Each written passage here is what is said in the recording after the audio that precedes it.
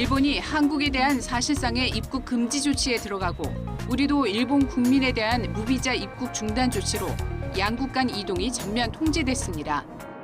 한일 양국의 입국 제한 조치로 두 나라를 오가던 유학생들의 불평과 불안은 어느 때보다 커졌습니다. 급하게 왔는데 비행기 안에 제 또래분들로 보이시는 유학생들이 정말 많이 타셨었고, 그 분들이 얼마나 마음을 졸이면서 고생하셨을지 생각하니까 제가 조금 마음이 아프더라고요. 무작정 기다리다가 저희 학교, 제가 한국 학교도 개강한 후에 4월까지 연장을 해버리겠다라고 말을 해버리면 저 같은 경우는 한국에 있는 학교로도 돌아가지도 못하고 일본에 있는 학교도 가지 못하는 상황이 돼버립니다. 한국에 온 일본 유학생도 사정은 마찬가지입니다. 오누키 사토코 씨는 일본에 대한 비자 면제 혜택이 정지되면서 학생 비자를 처음부터 만들어야 하는 처지가 됐습니다. 急にビザ免除が停止されたので帰れるのかで帰ったらまた多分日本で2週間いなきゃいけないから 두 나라를 오가며 일하는 사람들도 당황스럽기만 합니다. 일본 직원들 빼놓고는 거의 한국 사람들 철수를 하고 있죠. 이제 일본하고 직접적으로 매일매일 왔다 갔다 하면서 무역을 해야 되는데 지금 일본끼리 한 나리타도 그렇고 다 막혀서 저기서 되게 지금 힘들죠.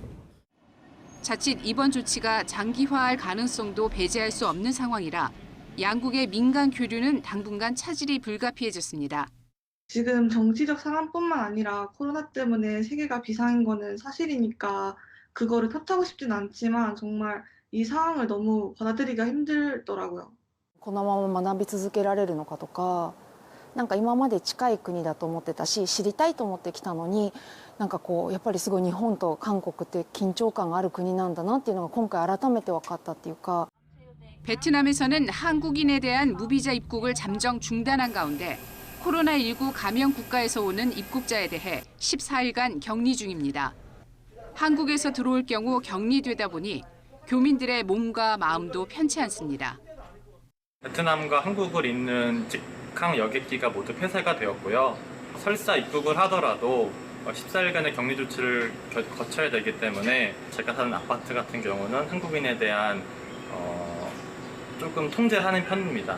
그래서 신상에 대한 것도 정확히 알려고 하고 있고 누룩일 그리고 이제 아파트를 출입할 때마다 온도를 재는 상황이거든요.